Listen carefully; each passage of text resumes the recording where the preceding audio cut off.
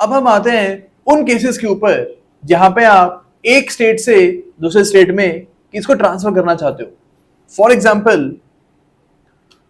Example आपका case चल रहा है कोलकाता में, ओके, एंड अब आपको दिल्ली में केस को ट्रांसफर कराना है।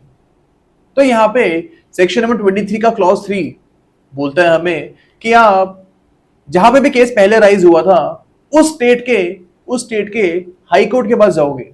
फॉर एग्जाम्पल यहां पे केस कोलकाता में पहले राइज हुआ था, तो यहां पे आप कैलकाटा हाई कोर्ट के पास जाओगे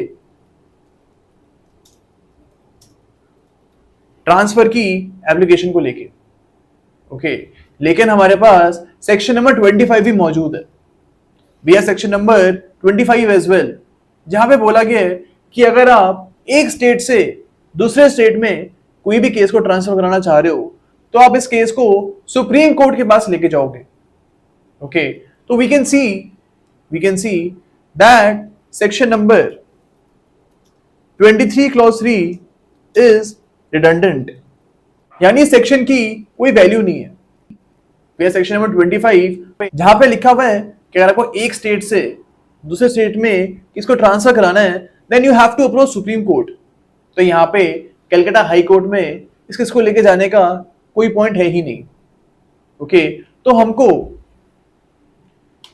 इन the case of Durgesh Sharma versus Jayashree,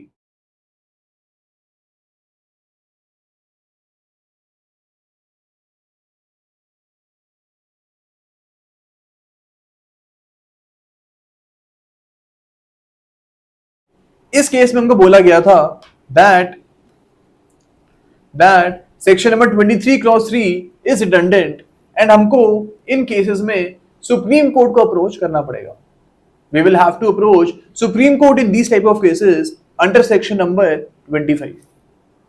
Okay.